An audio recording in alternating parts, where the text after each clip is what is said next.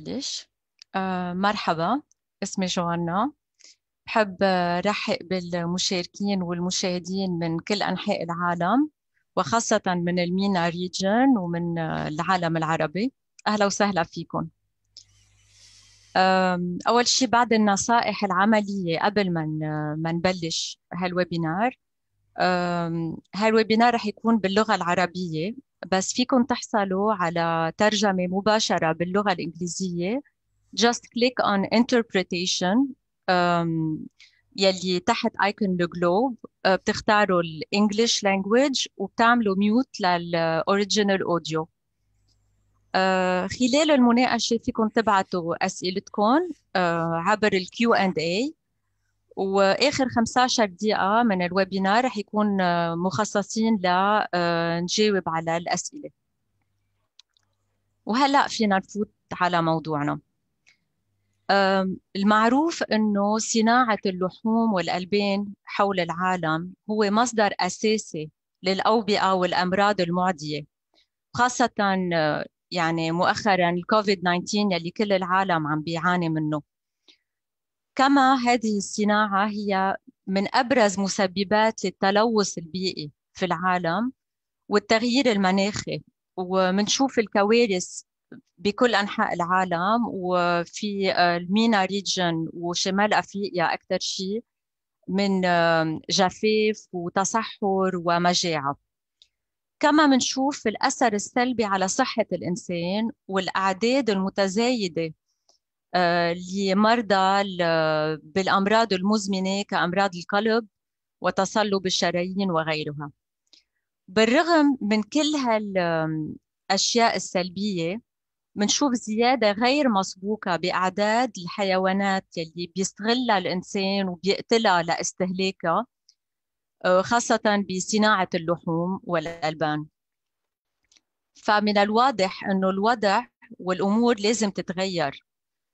ومن هون بنطرح السؤال أنه كيف فينا نغير نظرتنا لعلاقة الإنسان بالحيوان وبعاداتنا الغذائية، وكيف فينا نحقق تغيير إيجابي لإلنا ولكوكبنا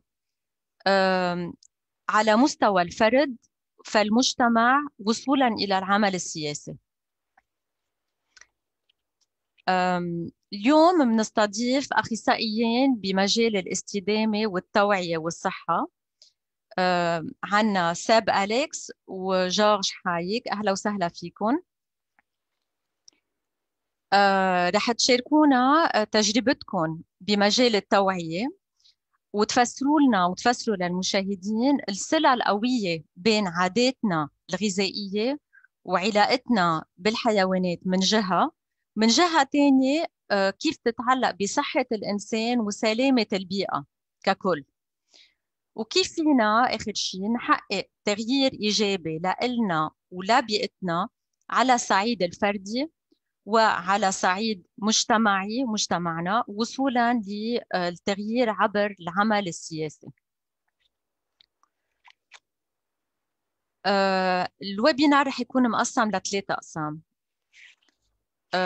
أول شيء رح نحكي عن تأثير عاداتنا الغذائية على صحتنا شخصيا وعلى سلامة البيئة والتغيير المناخي. بالجزء الثاني رح نحكي عن أخلاقية علاقة الإنسان بالحيوان، خاصة بصناعة اللحوم والألبان، وعن الصلة القوية بين معاملة أو سوء معاملة الإنسان للحيوان والسلامة العامة. والقسم الثالث رح يكون كيف فينا نحقق كل فرد ضمن نطاقه ضمن حياته بمنزله تحقيق إيجابي، تحقيق تغيير إيجابي، وبعدين على صعيد المجتمع وصولا للعمل السياسي وتغيير القوانين. أكيد بحب أذكركم إذا عندكم سؤالات تبعتوهم عبر كيو اند اي ومنجاوب عليهم بآخر المناقشة. أول شيء بدي رحب بضيوفنا. ساب أليكس هو مهندس معماري متخصص بالاستدامة ومناصر لحقوق الحيوانات. وجورج حايك هو صاحب ومدير لمستشفى الحايك، مؤسس لبنيز فيجنز اللي هي رائدة بالتوعية وناشط بالتوعية لحقوق الحيوانات. جورج وساب تعاونوا بعد انفجار آب أغسطس في بيروت، وقاموا بتوزيع وجبات نباتية للمتضررين بالانفجار، كما ساعدوا الحيوانات المصابة. ساب رح بلش معك. تعطينا فكرة عن خلفيتك المهنية، وكيف بأي طريقة بتوصل فكرتك بالتوعية للجمهور. مرحبا، ميرسي. مرحبا، أنا اسمي سب. سب أليكس، صار لي تقريبا نباتي 7 سنين. من هول 7 سنين صار لي ناشط لحقوق الحيوانات تقريبا 6 سنين. أكثرية الوقت بعمل فيديوز عن حقوق الحيوانات والنباتية على فيسبوك ويوتيوب وإنستغرام. بجرب استعمل الإنترنت قد ما فيي للتوعية، وكمان بعطي خطابات عن موضوع حقوق الحيوانات، الصحة وحماية البيئة بمدارس وجامعات. أهلا وسهلا فيك. جورج حايك، فيك تعطينا فكرة عنك، تعرفنا عنك وعن لبنيز فيجنز وعن نشاطاتك بهذا المجال. أكيد. أول شيء أنا بدي رحب فيكم جميعا وأشكركم على هالمقابلة الحلوة. الفضل لكل شخص منكم اللي تعب يقدر يعمل هالحلقة اليوم تكون واقع. فإذا جورج حايك، أنا مواليد بيروت 1980، خريج ال يو بزنس مانجمنت وام بي اي كمان ال يو. صرت نباتي كمان من كذا سنة لورا، وكمان قررت من بعد ما اكتسبت المعلومات الجديدة عن طريقة عيش مختلفة عن يلي معودين عليها وعلى يلي ربونا عليها، انه لا، في طريقة تانية نقدر نعيش ببيئتنا بمجتمعنا. كيف بدنا نعيش مع الحيوانات، بأي طريقة بدنا نتعامل معهم للبيئة ولصحتنا أكيد. فكرمال هيك أنا فتحت ليبانيز فيجنز على أول شيء سوشيال ميديا، تقدر المعلومات اللي وصلها أقدر وصلها لغيري. الطريقة الثانية اللي بتتضمن أقل عنف ممكن، إن كان للحيوان أو لصحتنا أو للبيئة. أنا حبيت أنشر الوعي، أنشر هالثقافة الجديدة. وأكيد أخذنا هاي الطريقة لمراحل متقدمة. صرنا نعمل حتى مؤتمرات بالمستشفى يلي كانت عم تحكي بكل المواضيع المهمة. فبقى اليوم أنا كثير مبسوط وفرح أنه موجود معكم. على القليلة عم نحكي بموضوع نحط صار له زمان كثير بالجرور. بعتقد صار وقتها نشيله من الجرور ونحكي عنه وخلي العالم تحكي عن الموضوع، ونقدر نوصل ليوم أفضل. أهلا وسهلا فيك جورج. هلأ بنسمع أكثر رأيكم بالتفاصيل وقتها منفوت بالموضوع. منبلش بالقسم الأول، رح نحكي عن تأثير عاداتنا الغذائية على صحتنا أولاً، ومن ثم على تلوث البيئة والتغيير المناخي، وخاصة بهذا الجزء من العالم. منبلش معك جورج. بتحب أنت كصاحب مستشفى تخبرنا أكثر عن كيف بتأثر على عاداتنا الغذائية وتناول اللحوم على صحتنا؟ أكيد جوانا، نحن مثل ما فينا نعرف إنه اليوم واحد إذا بده يكون نباتي في كذا سبب يكون نباتي. أكيد السبب الرئيسي هو عدم العنف الغير مم. ضروري على الحيوان. بس إذا بدنا نتعمق مم. كمان أكثر، في أسباب بتضر بصحتنا وبالبيئة مثل ما تفضلت قلتي. بس بما أنه أول سؤالك هو لصحتنا، أكيد تناول اللحمة والمنتجات الحيوانية هي السبب مم. الأول للأمراض المزمنة والسرطانات.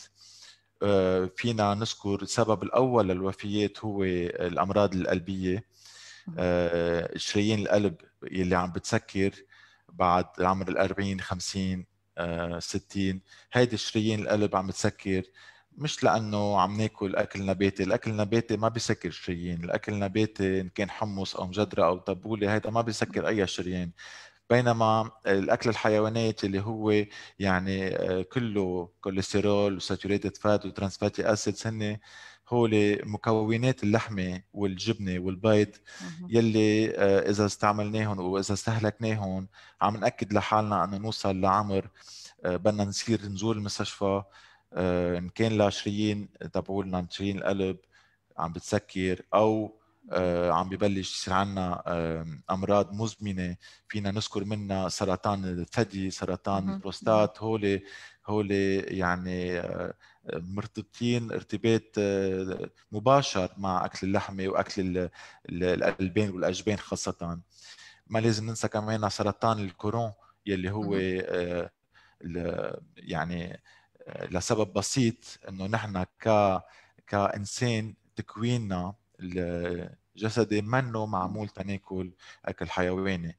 هالاكل اللحمه عم بتضلها موجوده بجسمنا لوقت طويل وعم تتطور تعمل سرطانات. فبقى نحن فينا يعني فيك تاخذي الموضوع بكذا شق. في منهم بيجوا بيقولوا لك في دراسات بتقول انه لا شيء منيح ودراسات شيء مش منيح. خلينا انا شيل الدراسات على جنب وخلي هيك نطلع نحن بين بعض حوالينا، ان كان العائله تبعنا، كان اصحابنا، خينا، اختنا، امنا، بينا. بنعرف كل واحد منا بيعرف حدا عم بيعاني من امراض مزمنه ناتجه من اكل اللحوم، ان كان سرطان بنعرف حدا عنده سرطان او توفى من سرطان، او حدا عنده كسر كلى، او كل الامور هيدي بس فينا نطلع جورج، حوالينا. شو بتقول عن زيادة أعداد المرضى المتعلقة بتناول هذا النوع من التغذية؟ اكيد العدد المرضى عم يزيد لانه الاكل اللحوم والمشتقات الحيوانيه كمان عم يزيد. هيدا ناتج على عدم الوعي الكافي اللي مفروض نحن وغيرنا نكون عم نقوم فيه.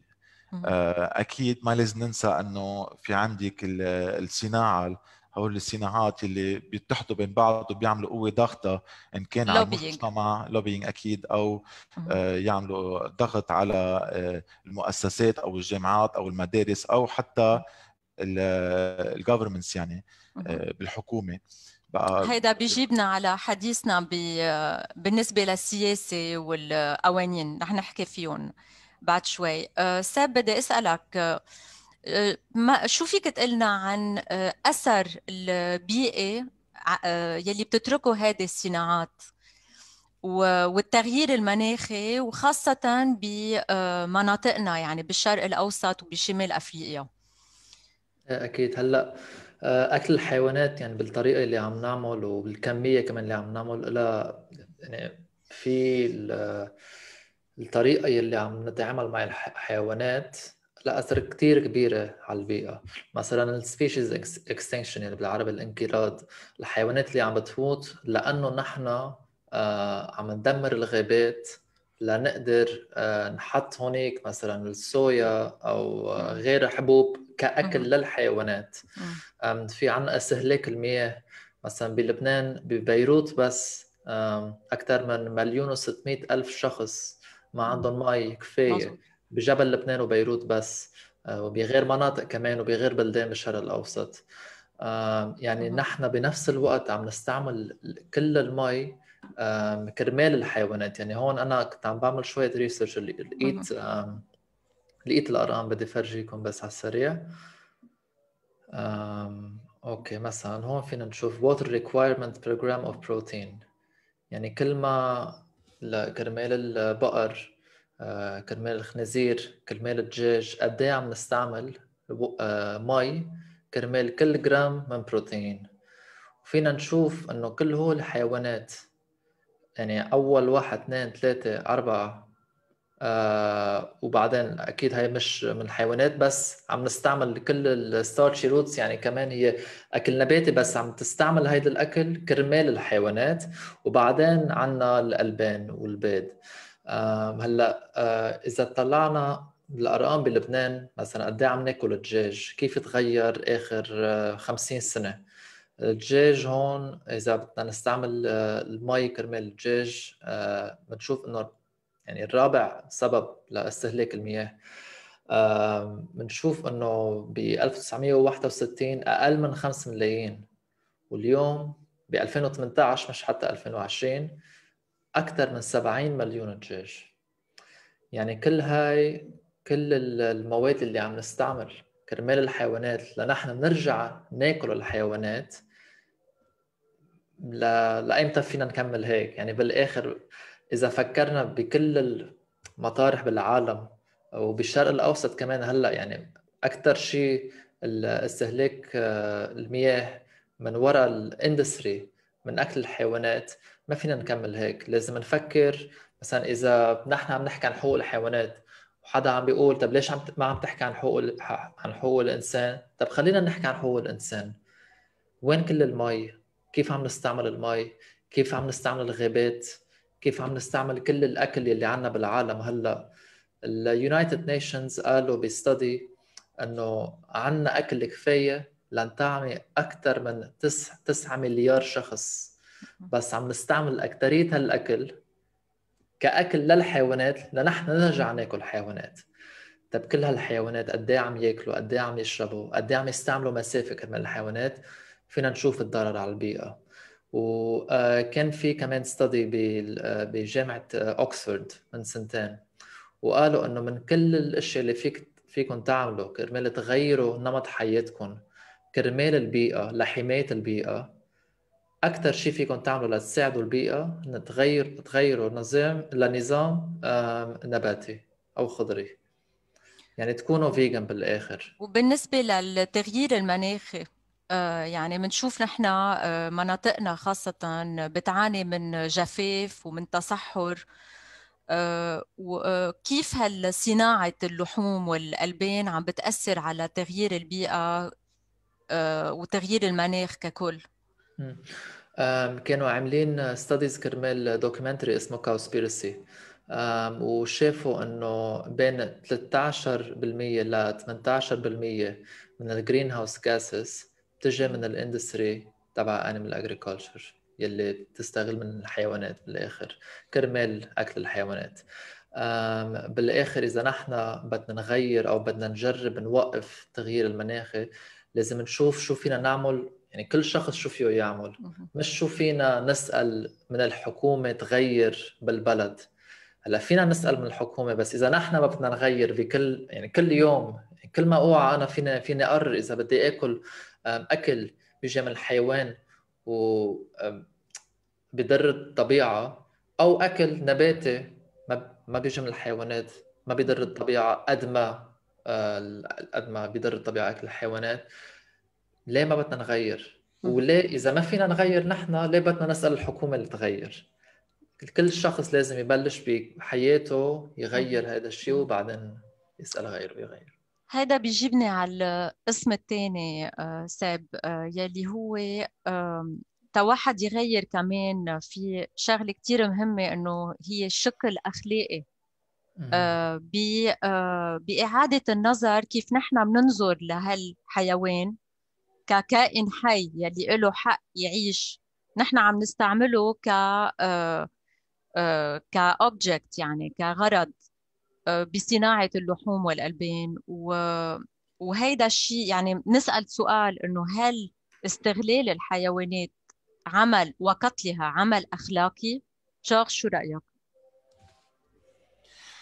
هذا سؤال كثير مهم جوانا، لأنه بعدها الفكرة فكرة الناس تجاه الحيوان بعدها منا كتير مضبوطة. يعني بعدنا معتبرين انه الحيوان موجود بهالكون لخدمتنا، أو نحن لازم نوصل لمرحلة نبلش نشوف الحيوان انه هول كائنات حية حساسة عم بيشاركوا هالكرة الأرضية معنا. هذا الفرق الكبير بين هالطريقتين التفكير. اليوم بدك تعرف الشغله جوانا وكل المشاهدين انه عم نربي ونقتل اكثر من 70 ل 80 مليار حيوان كل سنه. مثل ما ذكر سب، موضوع كثير كثير مهم هو شو هالطريقه الغريبه يلي ساعدت انه عنا كفايه اكل تنقدر نطعمي حيوانات، هال 70 80 مليار حيوان. بس بالمقابل اليوم مثل ما فيك تعرفي بالكون في عنا أكثر من 7.6 مليار نسمة بالعالم. أكثر من مليار نسمة عايشين مع مشاكل تغذية، وفي كثير ناس عم بيموتوا من قلة تغذية. بدنا نعرف شغله انه اليوم اذا عم نحكي عن الفيجن واذا عم نحكي عن النباتي وكل الامور، هي منا بس قصه حمايه للحيوان. نحن عنا موتو بتقول انه it's not only about animal rights but also about human wrongs. معناتها مش بس قصه حقوق الحيوان، بس كمان عن القصص الغلط اللي عم بيعملها الانسان، اغلاط اللي عم بيعملها أغلاط الانسان. اكيد اليوم بدل ما نزرع هالاكل بكميه هائله تنقدر نطعمي هالحيوانات، هال 70 80 مليار تنقدر نطعمي جزء صغير من هالكون، لا مفروض انه نرجع نعيد نظر بطريقه الزراعه تبعتنا، وبدل ما نزرع اكل نطعمي لهالحيوانات بدنا نزرع اكل نقدر نطعمي الناس اللي بحاجه لطعام، اللي عم تعاني من قله تغذيه. فبقى كرمال هيك واحد يكون فيجن او نباتي هي للحيوان وللانسان. وبرجع باكد انه اكل الحيوان اليوم اخلاقي اكثر شيء. اكيد هو شق اخلاقي، واكل الحيوان اليوم هو جريمه تجاه الحيوان بقدر ما هو جريمه بحق الانسان. اليوم صحيح انه عنا انسان بس الإنسانية مش موجودة. لازم نرجع نعيد النظر بإنسانيتنا، عيد النظر بهالناس المحتاجة تاكل، يلي ما عم تلاقي أكل، بحاجة نرجع نعيد النظر بعلاقتنا بالطبيعة، بعلاقتنا مع الحيوانات يلي عم نربيها بطريقة كتير بشعة ومنقتلها بطريقة كتير بشعة. خاصة إنه اليوم بينت الدراسات جوانا إنه الاوبتيمال اماونت، اما الكميه المناسبه لواحد ياكل لحمه هي بالضبط صفر. بقى اليوم اكل اللحوم هو منه ضروره، وبما انه مش ضروره اكل اللحمه يعني توحد يعيش يكون بصحه منيحه يكون انه بيقدر حياته بيستحصل على كل الفيتامينات، على كل الفيتامينات. اكيد كرمال هيك اكل اللحمه اليوم منه اضطراري، وكل الغذاء اللي بناخده من اللحمه موجود بطريقه انظف واضبط بالنبات. فينا نعطي مثال البروتين اللي بناخدها من اللحمه هي ماشي بس ريسايكلد بلانت بروتين، يعني هي اذا بدك بروتين مكرره من النبات. مثل ما بنعرف نحن بناكل البقره تناخذ بروتين منها، بس شي مره حدا فكر البقره شو بتاكل؟ البقره ما بتاكل لحمه، بتاخذ بروتين. خاصه انه اكلنا بالشرق الاوسط كتير غني صحيح. انا كثير بيجيني كمان في عنا اسئله، تشكيله كتير كبيره من الاكل النباتي بالمائده اللبنانيه مثلا ام الشرق الاوسطيه. صحيح في كثير ناس بيسالوني اوكي شغله منيحه واحد يصير فيجن او نباتي، بس كمان بنفس الوقت يعني صعب كثير نلاقي اكل نباتي بلبنان. خاصه بينسوا انه اكثر من 70 ل 80% من اكلنا النباتي هو باي ديفولت يعني او خلقان هو نباتي يعني من الاساس. فينا نذكر بالمثال حمص، تبوله مجدره، فتوش، ورق عنب، برغل، بندوره، محمره. يعني هلا عم تعطينا شهيه، فتحت لنا شهيتنا بهالحكي. وساب بدي اسالك كمان بالشق الاخلاقي انه قد ايه عم بكلفنا هيدي الصناعه، قد ايه عم بتكلفنا كاوبئه؟ ومثلا الكوفيد المستجد هلا يلي عم نعاني منه، والسؤال هو انه ما عم نعمل شيء تا نتفادى اوبئه بالمستقبل. يعني اليوم بس عم نحكم السيمتومز، بس ما عم نروح على السورس تبع البانديميكس يلي هي الاصل والسبب. شو رايك بالموضوع؟ هلا اكيد كان في كمان بالارقام، اذا بدنا نحكي بالارقام لانه اهم شيء الارقام، لانه اذا كل شخص فيه يكون عنده راي، بس بالاخر بدنا نشوف الارقام شو عم بتقول. كل 3 من 4 زوونوتيك ديزيز، يعني الامراض اللي تجي من الحيوانات، من اكل الحيوانات. هلا عم نحكي عن كوفيد 19 اجت من اكل الحيوانات. من قبل صايره كذا مره. هلا امبارح كنت عم بتطلع عم بيقولوا انه هلا في مرض جديد H5N1، نوع من انفلونزا، نسبة الموت 50%. طيب لايمتى بدنا نكمل هيك؟ اذا ما بدنا نتعلم من اليوم اللي عم بيصير اليوم، كيف بدنا نغير المستقبل، كيف بدنا نعيش بعالم ما فيه هول المشاكل اللي عندنا اليوم. ومثل ما قال جورج يعني بالاخر، مثلا اذا حكينا عن من اكبر الاكاديميات بالعالم للتغذيه وعالم التغذيه، اكاديمي اوف نيوتريشن اند دايتيتكس بامريكا، مألوفه من اكثر من 100,000 يعني دكاتره، كلهم انه عملوا بالاخر استدي وقالوا انه اكل النباتي او يعني نمط الحياه النباتي او الخضري بيدعم الحياه الصحيه بكل مراحل الحياه. يعني مش بس يعني لما يكون عمرك 25 سنه فيك تغيري الاكل النباتي، لا، من انت وصغيره فيك يعني بكل مراحل الحياه. طب اذا هون عندنا دكاتره عم بيقولوا انه نحن شفنا الارقام وفينا نقول انه فيكم تكونوا نباتي، كيف فينا نبرر اكل الحيوانات؟ كيف فينا كيف فينا نبرر قتل الحيوانات؟ كيف فينا نبرر معاناة الحيوانات بس كرمال ساندويش او اكل 5 دقائق؟ وعم بكلفنا كمان بغير اشياء. كمان نفس الوقت عنا الامراض وكل شيء اللي بتجي معها. اوكي، بتحب تضيف شيء جورج على هذا الموضوع؟ اكيد معه حق سب. يلي عم بيصير اليوم مثل ما كمان حضرتك تفضلتي وذكرتي بسؤالك، انه عايشين بمجتمع كثير شاطرين نداوي السيمبتومز او العوارض تبع اي شغله بيصير معنا. اليوم كل العالم عم تركض تلبس ماسك، هذا شيء عظيم وانا بشجع هالشيء اكيد. كل العالم عم تروح تغسل ايديها، كمان هذا الشيء انا بشجعه وهذا شيء عظيم. بتخلي السوشيال ديستانسينج او تباعد اجتماعي، كمان شيء عظيم وانا بشجعه. بس هول العوارض، هول عم نعالج عوارض، هل عم نعمل شيء تنتجنب the next pandemic الكوفيد 20 او 21 او 25 او 30؟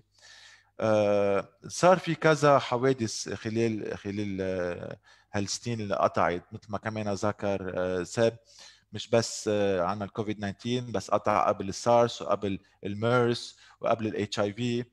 اذا بدكم فيني هون اعمل شير للسكرين فرجيكم شوي صغيره عن البانديميكس اللي عم نحكي عنها. فمثل ما شايفين هون الماد كاو ديزيز اجت كمان من الكاوز، سواين فلو، سارس، بيرد فلو، ميرس وكورونا، هول كلهم اجوا من علاقتنا مع الحيوانات. اوكي، فالنقطة الأساسية هون انه طيب شو عملنا نحن من وقت ما بلشوا هالسارس وهالميرس؟ هل اخذنا اجراءات نتجنب the next one؟ لا. اليوم من بعد ما صارت الكوفيد 19 هل عم ناخذ اجراءات نتجنب البانديميك المقبله؟ لا، بس شاطرين نسمع شو بيقولوا. هو المشكل انه ال WHO والسي دي سي عم بيبلغونا، عم بيقولوا لنا انه يا جماعه، مثلا السي دي سي مثل ما ذكر ساب، قالوا انه 3 من اصل 4 infectious diseases هن ناتجين من اكل الحيوانات. يعني هون اذا بفرجيكم World Health Organization قالت انه as long as people eat meat there is going to be some risk of infection. يعني طالما العالم بدها تاكل لحوم رح يضل عندنا ريسك للانفكشن. نفس الشيء للسي دي سي، 3 out of 4 new or emerging infection diseases in people come from animal.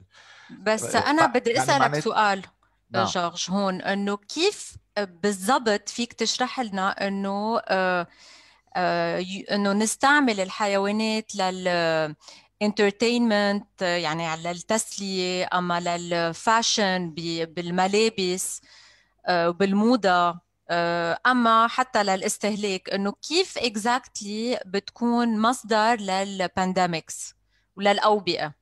فيك تشرح لنا؟ اكيد جوانا، هي مش بس باكل اللحوم يلي بيصير عنا اوبئه او هالفيروسز اللي بتنتشر. هي علاقتنا مع الحيوان، هو نحن لما بنحط هالحيوان عم نشيله من الناتشرال انفايرمنت تبعه، عم نحطه بمحل مش محله، وعم نحطه مع غير نوع حيوانات، وعم بيصير في دمج لكل هالحيوانات اللي مش مفروض يكونوا سوا وبوجود الانسان.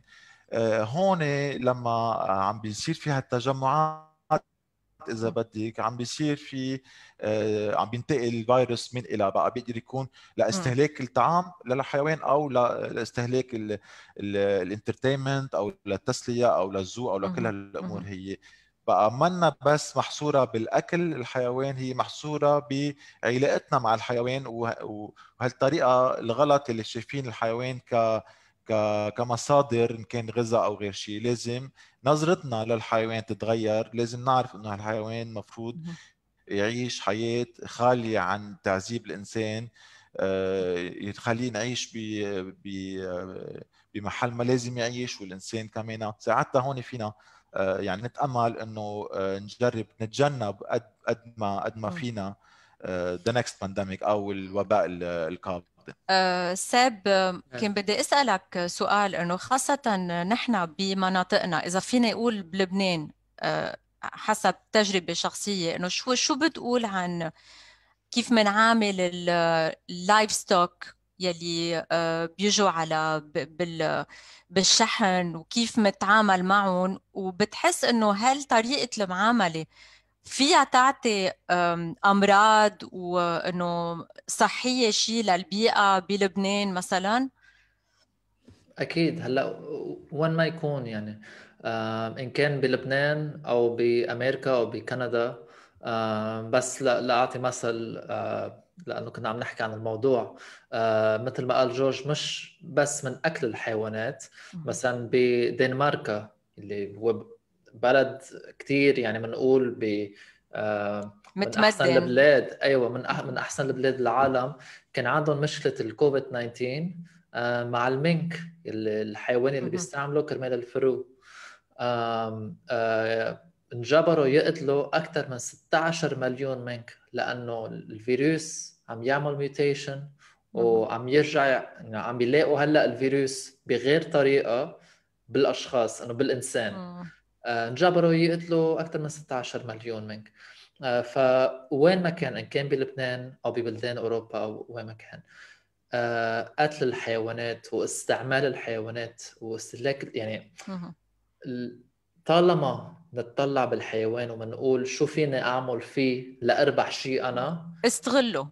ايه الاستغلال ان كان يعني باي طريقه حلوه او بشعه، استغلال. ما في استغلال حلوه، في استغلال بشع، وبشع باقل، بس الاستغلال بالاخر استغلال.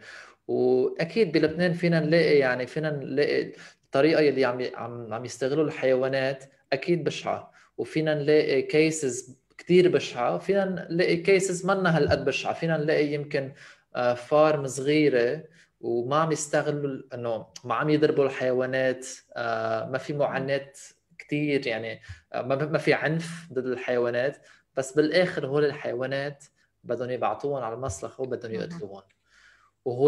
هونيك بالمسلخ ما حدا في يحكي. بالاخر في سبب انه هيدي الاندستري ما بتفرجي هي شو عم يعملوا بالحيوانات. مثلا بنشوف ان كان لافاش كيري او كيري، بيحطوا دائما صورة البقرة مبسوطة عم تضحك. طب لا يحطوا صورة البقرة بالمسلخ، مين بده يشتري؟ مين بده يطلع بالصورة ويقول يلا أنا بدي أشتري هاي، أنا بدي أدعم هاي؟ ما هون دور الناشطين مثل حضرتكم، إنه تفرجوا الحقيقة للعالم. والسوشيال ميديا هون عم تقدروا تستعملوها بطريقة إنه تعاكس كل اللوبينج تبع البيج اندستريز، وتفرجوا الحقيقة للناس. إيه، رح نوصل هون للقسم الثالث بهالفكرة، إنه كيف فينا نحقق تغيير إيجابي على صعيد فردي، وإنه كل واحد ببيته بكل نشاطاته، وصولا للمجتمع والبيئة يعني. وآخر شيء للعمل السياسي، كيف فينا نغير الأشياء عبر القوانين وما أشبه ذلك. جورج، شو رأيك بكيف فينا نبلش أول شيء على مستوى الفرد؟ أكيد جوانا، سؤال كتير مهم، بس بحب إذا بتسمحي لي زيد شوي على ساب. هي مثل ما قال ساب ومعه كتير حق، هول الصناعات وهالاندستريز اللي بتصنع هاللحوم وهالاجبان وهالالبان وهالبيض، هن عندهم مصدر واحد قوي اللي عم يستعملوه هو التخبايه. هن شغلتهم يخبوا. اليوم اقوى سلاح لهم هو التخبايه، يلي ما بيفرجونا بالضبط مثل ما قال ساب شو عم بيصير وراء الحيطان تبع المسالخ. اليوم شغلتنا شو نحن كاكتيفيست على حقوق الحيوانات وكل هالامور هيدي، نحن رح ناخذ القوه تبعهم ونحن نستعملهم ضدهم. يعني اليوم هن بيخبوا، نحن بنفرجي. وفي سبب ليش بيخبوا، لانه كمان مثل ما قال ساب انه اليوم اذا هن فرجوا بالضبط شو عم بيصير بالمسالخ، اغلبيه العالم، لانه انا صراحه بؤمن انه اغلبيه العالم اللي بياكلوا لحمه ومشتقات الحيوانيه منهم بالضروره اشخاص عاطلين ولا بالعكس، يعني هن ناس اشخاص طيبة وقلبهم طيبه، طيب. بس they got misinformed او يعني ما اخذوا المعلومات المطلوبه يقدروا يعملوا يعني قرار صائب واخلاقي تجاه الموضوع. لانه كمان اليوم بس نفتح المين ستريم ميديا، ان كان تلفزيونات او البيلبوردز او هالامور هيدي، بنشوف كمان البقره عم تركض بالحقله مبسوطه، عم تضحك، عم بتغني كمان، ومبسوطه تكون شقفه ستيك بصحنها. بينما اذا مزبوط. بيفرجوا مزبوط للعالم اللي مثلنا كلنا سوا، يلي انا كنت منهم كمان، كنت اكل لحمه كنت بفكر انه هذا شيء ما طبيعي هيدا اللي مبسوط. بدنا نوصل عليه اكيد، جورج، انه فنحن التغيير كلبنانيز على فيجنز، الصعيد الفردي، انه على كيف صعيد الناس الفردي، انا بيقدروا يغيروا. يلي عملته انا فيني احكي عن حالي ديجا. مهم. انه فتحت صفحه على السوشيال ميديا، وهالمعلومات اللي اكتسبتها حبيت انه اعطيها لغيري كمان. لا كرمال غيري كمان، كيف انا قدرت اعمل هالكونكشن بين الصحن اللي جيبوا لي اياه اللي محطوط بطريقه كتير هيك بريئه وحلوه مزين. وخرج اخذها صوره مزينه، مهم. وطريقه تحضير الاكل يلي طلع ما بيشبهني ابدا. مهم. وانا اكيد انه ما بيشبه الاغلبيه العالم، وانا اكيد انه هول الصناعات يعني مستقبلهم منه كتير واعد، لانه اليوم بوجود الانترنت وبوجود ناس مثل ساب وكل الناس اللي عم يشتغلوا بهالمجال عم بيوعوا العالم عم بيفرجوا بالضبط شو عم بيصير. قصة وقت بس تا العالم تقلب بتصير بس انه نباتية. هلا المشاهدين مثلا انه نعم كيف بيقدروا يبلشوا يطبقوا يحققوا تغيير ايجابي هن بحياتهم ببيوتهم؟ اكيد. اول شيء جوانا تيقدروا يعملوا اي تغيير بحياتهم لازم يكونوا مقتنعين. اذا مش مقتنعين 100% هذا التغيير رح يصير ظرفي، يعني بيغيروا لشهر او شهرين وبيرجعوا بعدين على عاداتهم القديمه.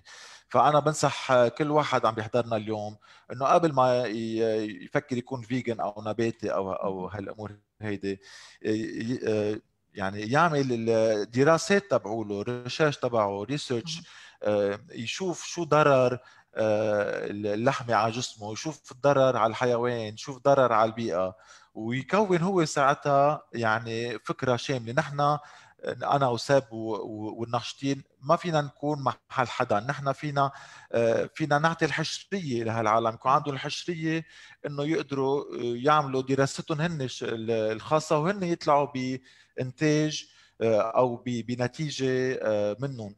فبقى قبل ما يبلشوا يكونوا فيجن، انا بنصح الكل انه يعمل الريسيرش تبعه، يتمكن منيح من الموضوع، يعرف بالضبط شو هن الضرر، بعدين يفكر يكون نباتي. بعدين بدي اضيف شيء اذا بتسمحي لي.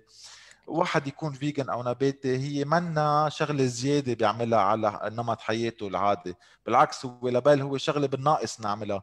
يعني ما الا انه بس نروح على السوبر ماركت مثلا، بنفوت على السوبر ماركت، على ايد اليمين في عندك براد الموتى، وعلى الشمال عندك اللحوم يعني قصدك؟ اكيد هو باخر النهار براد موتى. وعندك على شمالك عندك الخيرات الدنيا، الالوان كلها من بتشوف خضار الخضار وكل الامور هيدي. فبقى اكيد. واحد يكون نباتي منا شغله عويصه او بده يروح على الجامعه ياخذ دكتوراه تصير نباتي، لا هو بس بده يروح على السوبر ماركت لما بيوصل على البراد تنعتبر القلبين او الجبين او يلي الحليب بيختاروا بيأثر على كل 100%. شيء. يعني ما له الا بدل ما يشيل ايده هيك ينقي الحليب البقر، يعمل هيك ياخذ حليب يلي بيكون من النبات. فبقى الشغله منها هالقد صعبه. وبعدين اكيد على نطاق فردي اللي بيعملوا انه كمان مثل ما انا وساب اخذنا هالمعلومات وحبينا نعطيها لغيرنا لانه بنعتبر انه عندنا واجب اخلاقي انه هالمعلومات نعطيها لغيرنا مش خليها لنا. كل واحد بيقدر ان كان ببيته يخبر عائلته اهله ما عن هون بيصير على ويحضرهم نطاق مجتمعه. دوكيومنتريز اكيد، واذا لا ساب بيقدر ياخذ الامور اكيد لابعد اكيد. هون بدي اسالك ساب انه على مستوى كوميونتي اما مجتمع، كيف فينا نأثر انه تننشر هالتوعيه؟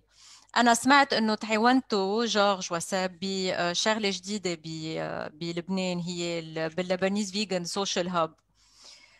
خبرونا اكثر لانه اتس كوميونتي ورك انه بالنسبه لمجتمعنا. اكيد. هلا بالاخر لازم نتذكر انه اكثريه العالم تاكل حيوانات، ففي كتير اشخاص بدهم يغيروا نمط حياتهم بس خايفين لانه بيفكروا انه هن لحالهم ما في غيرهم وعايزين دعم وعايزين مساعده. نحن بلشنا اللبنيز فيجن سوشيال هاب كرمال العالم تجي تتعلم عن حقوق الحيوانات، تتعلم عن اكل النظام الغذائي النباتي، كرمال نوزع اكل نباتي للعيال اللي عايزه، كرمال نجيب دكاتره يعطوا خطابات ويساعدونا، يساعدونا لنساعد العالم كرمال نساعد الحيوانات بالاخر.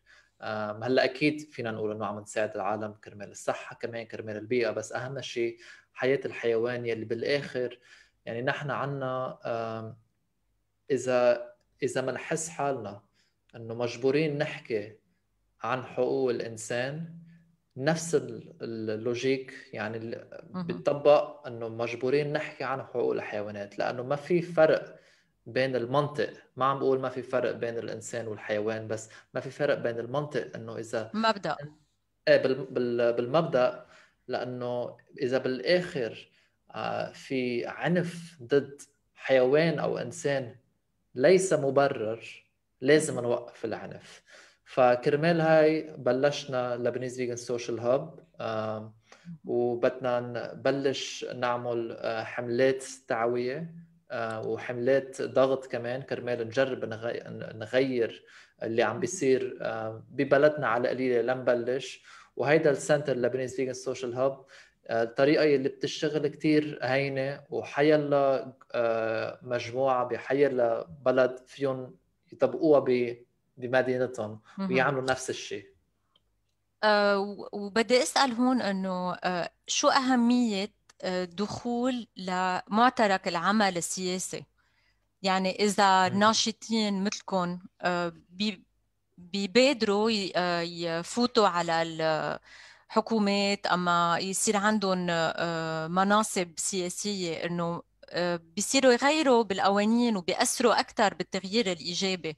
هون بدي أعطي مثل عن Party for the Animals اللي هو حزب هولندي، وتجربة ناجحة كتير لأنه قدروا يحصلوا على أكثر من 80 مقعد على النطاق الوطني وعلى النطاق الأوروبي، ونجحوا بتغيير وحطوا قوانين كتير مفيدة يعني للبيئة وللحيوانات، حتى تحالفوا مع أحزاب من أكثر من 20 بلد، يعني من مولدوفا لكندا.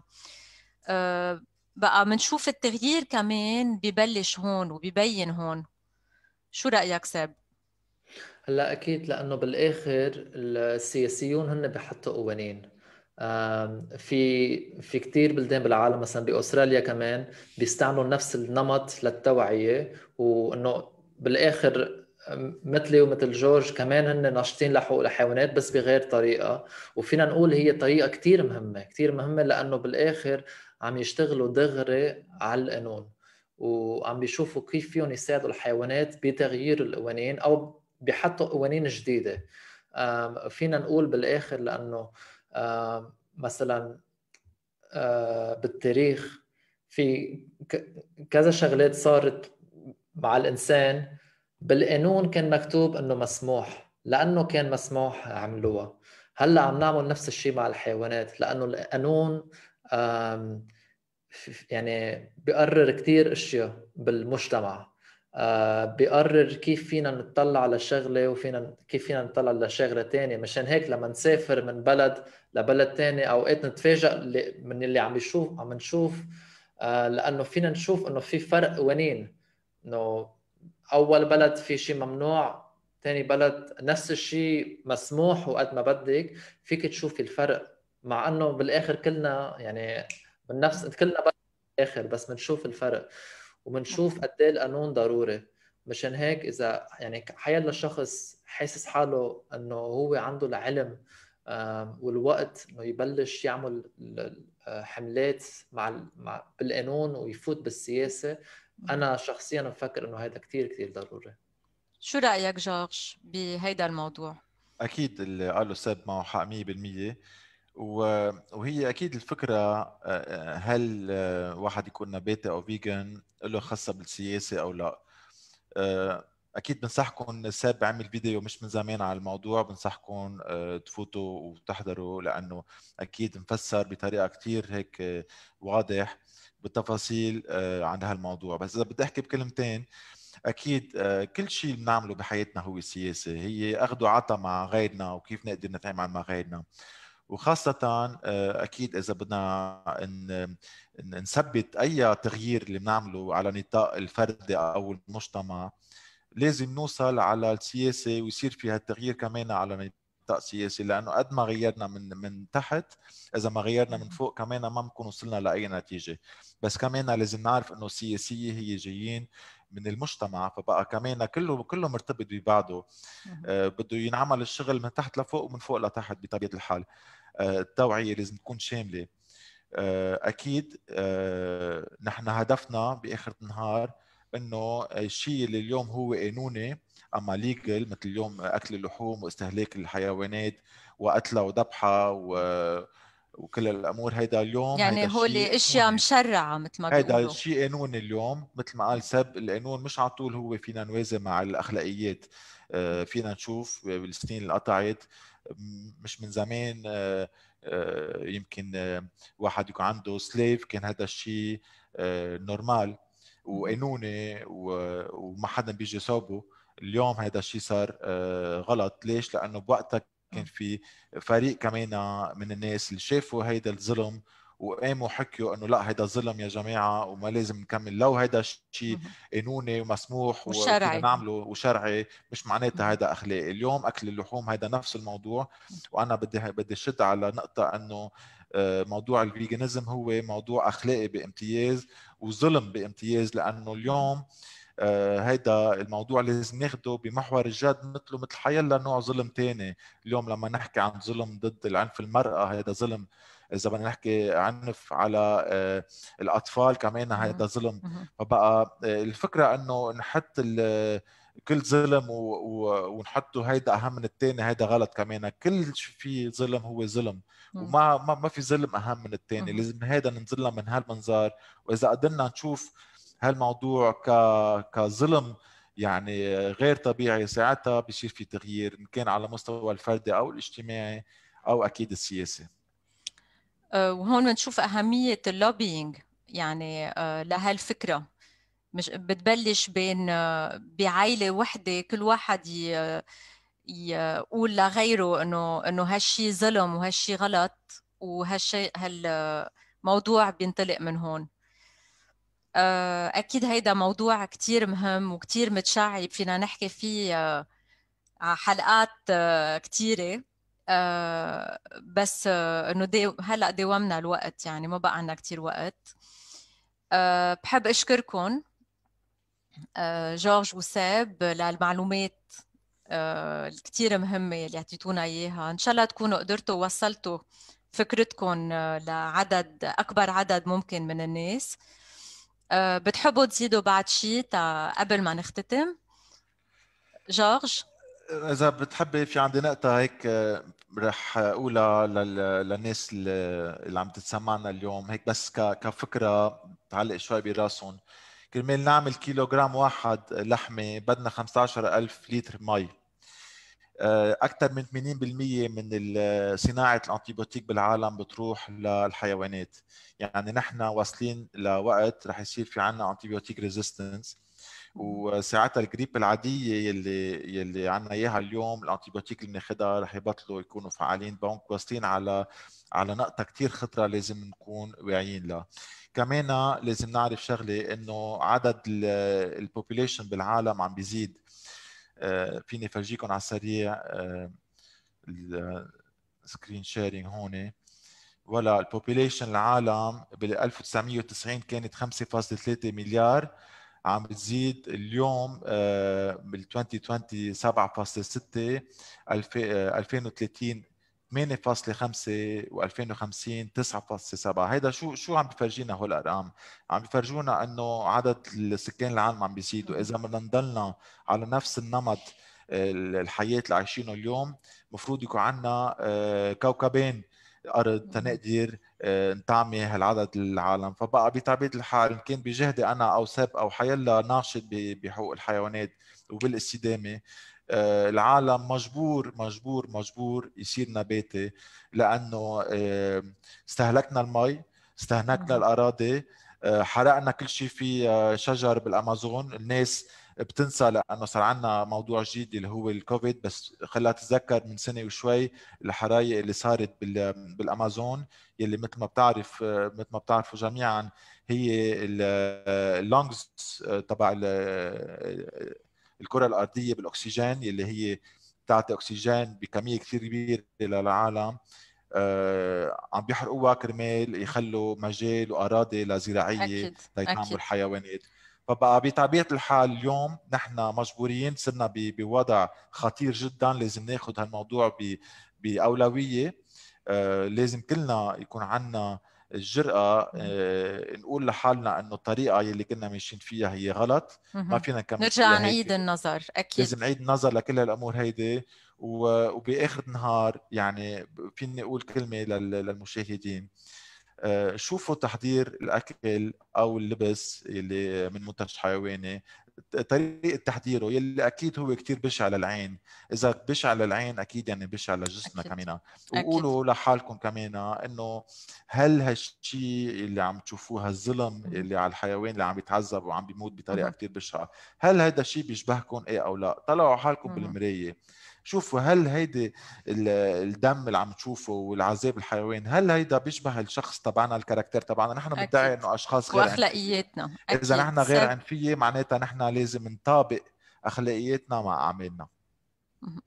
ساب بتحب تضيف شيء قبل ما نجاوب على كم سؤال وصلونا بالكيو اند اي؟ انا نفس الشيء مثل ما كنت بدي الشيء الوحيد اللي كنت بدي اقوله قاله جورج اخر شيء، كنت بدي اسال هل تعكس افعالك قيمك؟ يعني اذا نحن منآمن بشيء، هل عم نعمل العكس او عم نعمل نفس الشيء؟ ولازم نفكر مش بس رأينا، بس كمان معاناة الحيوان. يعني الحيوان شو عم بيحس، لأنه بالآخر نمط الخضري أو النباتي الفيجانيزم هي أفعالنا. يعني نحن ليش لازم نغير شيء عم نعمله؟ بس لأنه في فيكتيم، لأنه في حيوان. اوكي ثانك يو ساب. هلا عنا كم سؤال وصلوا لنا، رح اطرحهم عليكم. انه بيعتبر بعض الناس انه الانسان هو كارنيفورس، يعني بياكل اللحمه بنظام غذائه. فينا نغير الدايت اما النظام الغذائي تبعنا، وعن فكره انه واحد يخفف اكل اللحمه وما يشيلك بشكل كلي. يعني شو رأيكم جار؟ شو رأيك بموضوع انه واحد يخفف لحمه؟ أنا بوجهة نظري أكيد أكل اللحمة، بما أنه مثل ما ذكرت قبل بالحلقة أنه أكل اللحمة اليوم هو منه ضرورة، وفينا نستخلص كل الغذاء من النبات، معناتها أكل اللحمة هو اليوم هو جريمة. فبقى إن كان بناكل قليل أو كتير، جريمة. إذا قتلت حيوان مرة أو قتلته 7 مرات أو قتلت 7 أيام، جريمة. فنحن ضد قتل الحيوان المطلق، لانه منه بحاجه ابدا هالشيء هيدا. فبقى ان كان واحد بيقول لك انا باكل مره او مرتين بالجمعه لحمه، يعني قتلت حيوان مره او مرتين، هيدا الشيء غير اخلاقي وغير اضطراري. فبقى نحن مش مع يعني حلول جزئيه، لا نحن مع حلول جذريه يلي هي يعني ما نقرب نهائيا للحيوان، لا لخدمة الحيوان بطبيعة الحال، بنخليه يعيش حياته يلي عنده حق يعيش مثل ما نحن عنا حق نعيش. لا صحتنا كرمال ما نزور المستشفى عن قريب، عن كان امراض القلب او الكلى او السرطانات، او ان كان لبيئتنا، خاصه اذا عنا اولاد، اي بيئه بدنا نورث لاولادنا. فكرمال هيك اليوم اكل اللحوم هو منه بيرسونال تشويس او منه يعني قرار شخصي، لانه اليوم لما انت عم تاكل لحمه عم بتضر عم تقتل الحيوان، عم بتضر بصحتك. اوكي صحتك فيها تكون بيرسونال تشويس، بس كمان عم بتضر البيئه يلي كلنا عايشين فيها. بقى ما لك حق تضر بالبيئه وعندك غير ناس عايشين فيها. اليوم هذا الموضوع لازم يتاخذ بمحور الجد واكل اللحمه مره او مرتين انا بلاقيه اكيد غلط. اوكي. سؤال تاني رح وجهه لساب هالمره. شو رايك اذا الحيوانات بتاكل غير حيوانات؟ اكيد. وهيدا كمان هيدا شيء لازم نحن كبشر نمنعه. وشو الفرق بين الانسان ياكل الحيوان اما الحيوان ياكل الحيوان؟ اوكي. هلا اهم فرق انه الحيوان يلي بياكل حيوان مجبور ياكل حيوان، الانسان منه مجبور. مثلا الاسد ما فيه يكون فيجن، ما فينا نقنع الاسد يكون فيجن حتى اذا فيه، لانه بالاخر هو حيوان مجبور، يعني جسمه معمول لياكل حيوانات. جسمنا نحن نعرف نحن من لانه عنا الساينس، لانه فينا نفهم هول الاشياء، مبررين انه نحن منا عايزين ناكل حيوانات ولا منتجات الحيوانات. هيدا الفرق الوحيد واهم فرق يعني. بعدين بالاخر كيف فينا نوقف، وين بدنا نوقف؟ اذا بدنا نوقف لازم نبلش مع الانسان، نخلص مع الانسان، بعدين فينا نحكي عن غير حيوانات. اوكي. ايه جورج، عندك مداخله؟ نعم، بس بدي ارجع على السؤال اللي سالتني اياه اول مره، بس بفتكر ما جاوبت عليه. شخص عم بيسال اذا نحن الانسان كارنيفورس. نحن ما كارنيفورس في سبب، يعني لسبب كثير وجيه. اذا بناخذ كارنيفورس اصلي مثل اسد، مثل ما بعده هلا سبب عم بيقول، واخذنا الانسان واخذنا هيربيفور وعملنا لهم دايسكشن، فتحنا لهم، شفنا الدايجستيف سيستم تبعهم، قلنا لهم يا جماعه ضموا اللي بيشبهوا بعض. رح نضم الانسان مع الهيربيفورس ونخلي الكارنيفورس على جنب. ليش؟ لانه الطول تبع الدايجستيف سيستم تبع الكارنيفورس اللي مثل اللاين هو كثير قصير. ليش قصير؟ لانه معمول ياكل لحمه من ميل ويتخلص منها باسرع وقت ممكن، كرمال ما يتسمم بجسمه ويموت. بينما نحن الدايجستيف سيستم تبعنا بيعمل من 10 ل 15 مره الطول تبع جسمنا، ونحن معمولين تناكل نبات مش تناكل لحمه. فبقى ديجا كتكوين كان كارنيفورس او حتى اومنيفورس، يعني بيقولوا كمان نحن فينا ناكل الاثنين. منا اومنيفور مزبوطين. ليش؟ لانه اذا بنطلع بالطبيعه بنشوف مزبوط الاومنيفور. هل بتشوفي هول الحيوانات عم بيعانوا من امراض قلبيه، نقص قلب او شيء؟ لا. بقى نحن بما انه هالاكل اللحوم عم بتسبب لنا امراض مميته، معناتها نحن حتى منا اومنيفورز مزبوطين بطبيعه الحال. سؤال وردنا كمان انه ما فينا نجيب بي 12 بالفيجن دايت. من وين فينا ناخد هيدا البي 12 تما ينقصنا يعني لصحتنا؟ مين بيحب يجاوب؟ اولا السنه الماضيه لاقوا نبات فيه بي 12 اسمه داكويد، بعدهم لهلا عم بيشوفوا كيف فينا نستعمل هيدا. بس حتى لو ما لاقوا، خلينا نحكي الفيتامين بي 12 شو هو. فيتامين بي 12 بنلاقيه بالتراب او بالمي بالطبيعه. بهالايام نحن منا عايشين مثل قبل، ما بنشرب المي من العين كل الوقت، ما بناكل من التراب دغري، بنغسل كل شيء كل الوقت. مشان هيك ما فينا نلاقي بي 12 بسهوله. هلا بالاخر كمان اذا طلعنا بالارقام، تقريبا 60% من العالم، يعني كل العالم، بكل العالم 60% من البشر لهم نقص بالبي 12. ليه؟ لأنه حتى الحيوانات اللي عم ياكلوا ما بياكلوا بشكل طبيعي، فوقها مجبورين يجيبوا سبلمنت، يعطوا السبلمنت للحيوان كرمال نحن ناكل الحيوان ليطلعنا شوية بي 12.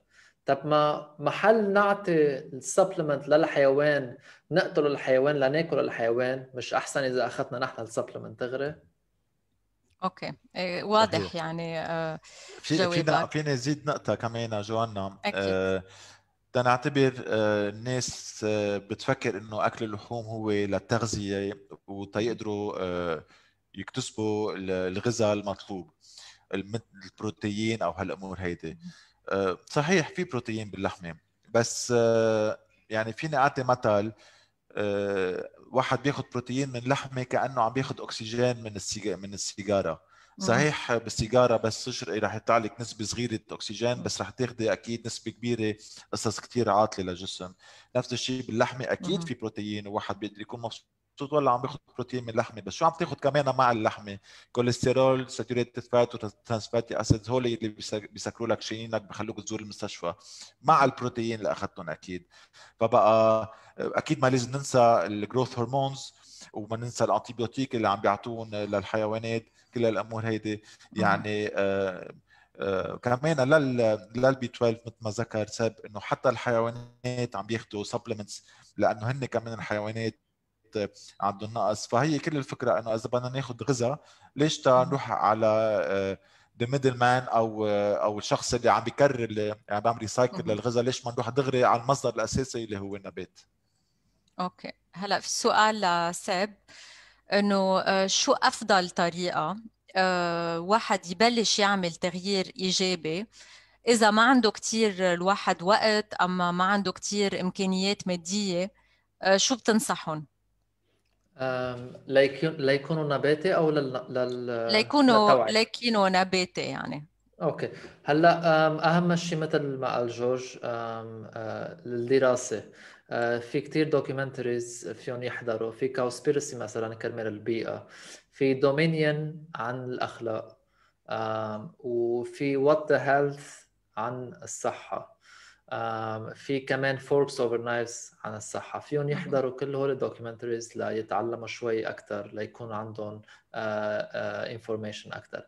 هلا كمان لازم نفكر اذا يعني في شخص ما بيعرف كيف لازم يعمل التغيير. في كتير ويب سايتس بيساعدوا، مثلا في الويب سايت بالانجليزي veganbootcamp.org، فيهم يشوفوا هونيك للشهر بيساعدوهم ببلاش، ما بيدفعوا شيء. اذا بفضلوا بالعربي في بلانت بي تي في، بيعملوا نفس الشيء بس بالعربي. فيهم يلاقوا كل المعلومات عن نمط الغذاء النباتي. شكرا ساب. اجاني سؤال لجورج كمان عن اذا مفكر تحول النظام الغذائي بمستشفى الحايك يلي انت صاحبه ومديره، تغير النظام صوب النظام النباتي. في شي مشروع من هالنوع؟ اكيد في مشروع ديجا بلشنا فيه صار لنا فتره. نحن هلا بفتره الترانزيشن، يعني عم ننتقل من يعني مستشفى بيقدم اكل مبني على الحيوانات لمستشفى عم بيقدم وجبات مبنيه على النبات. صار لنا فتره ماشيين فيها. نحن اليوم وكل يوم الفيجن دايتيشن تبعتنا هي عم تعمل الفيزيت عند المرضى بطوابق، بتفسرهم اول شيء ليش هن موجودين بالمستشفى، انه السبب الرئيسي ليش هن اجوا لعنا من الاساس، مش بس تنعالج العوارض مثل ما حكينا، بس تنجرب نحط ايدنا على سبب السخونه اللي هن موجودين فيها. وكمان بتعطيهم اوبشن انه عندهم اختيار بوجبه طعام مبنيه على النبات. اوكي، واكيد بتعطي السيئات تبع واحد يتبع نظام نباتي. اول شيء تبينت الدراسات انه باغلبيه الامراض المزمنه بس واحد يتبع اكل نباتي مش بس بيوقف تطور هالامراض، ولا بل كمان بيقدر تو ريفرس او يرجع حالته الطبيعيه ويجرب يصحح حاله بالاكل اللي بياكله. واحد ما لازم ينسى شغله كمان، انه جسمنا، جسم الانسان هو مثل سياره تنعتبر، means of transportation او طريق او وسيله لننتقل من بوينت A ل بوينت B. طيب اذا نحن اقتنعنا وفهمنا انه اذا السياره بنحط لها بنزين وسخ رح تمشي 2 3 كيلومتر وبدها ذات تقطعنا، الشيء. ليش صعبه انه نطبق هذا الشيء للانسان؟ انه اذا اكلنا فيول او ما انرجي كالوريز مش مناسب لجسمنا، ما شيء طبيعي انه نزور اقرب مستشفى ونبلش بالعلاجات في سؤال كتير interesting جينا هلا، انه هل اكل الحيوان لا عنده تأثير على سلوكنا؟ بركي ساب بتحب تجاوب؟ سلوكنا يعني بتخيل يعني طريقة المعاملة، إذا نحن بناكل حيوانات بيأثر شيء على سلوكنا من ناحية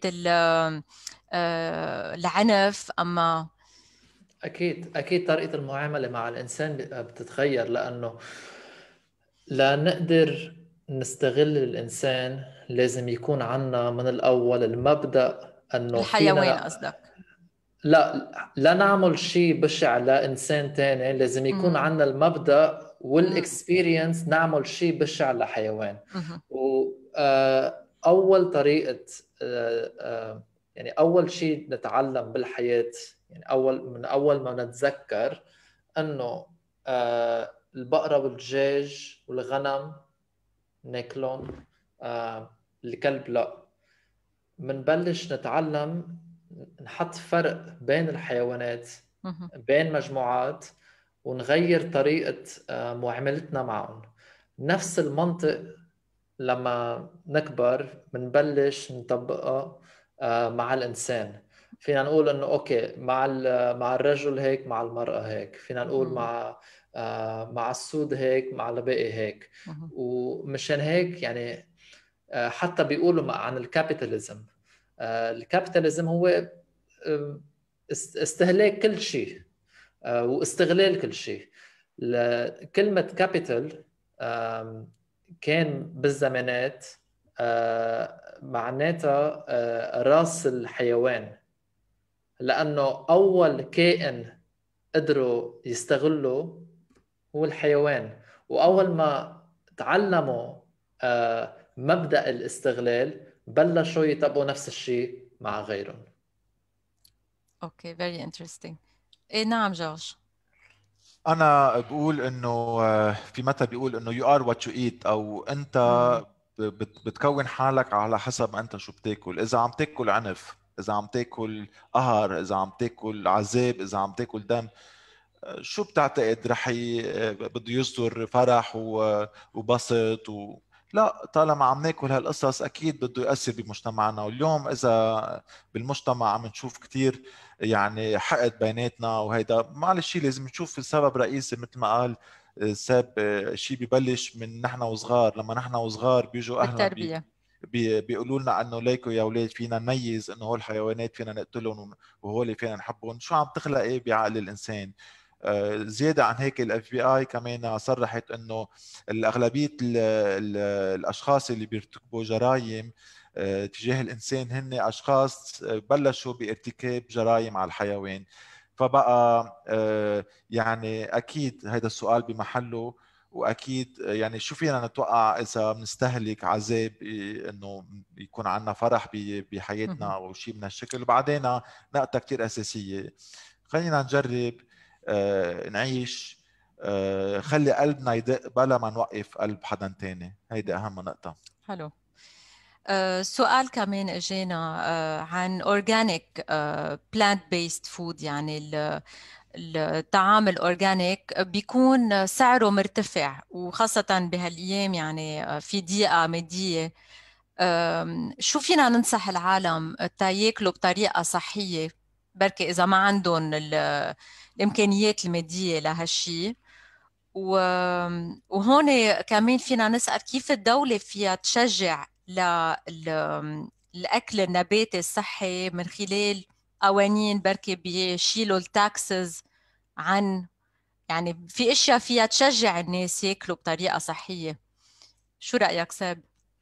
هلا لازم نتذكر انه بس لانه حدا صار فيجن ما يعني انه مجبورين ياكلوا اورجانيك. هلا اذا حدا فيه ياكل اورجانيك اكيد بيكون احسن، أحسن. اكيد احسن. بس مثلا انا ما فيني اروح اشتري كل يوم او يومين اورجانيك كينوا او اورجانيك كيل، ما فيني. ومنا مشكله لانه بالاخر الفيجنزم عن حقوق الحيوانات. هلا اكيد منيح انه كرمال صحتي كمان منيحه، بس ما اذا ما فيني منا مشكله. الشخص اللي بيقدر احسن. وكرمال نغير قصه السعر.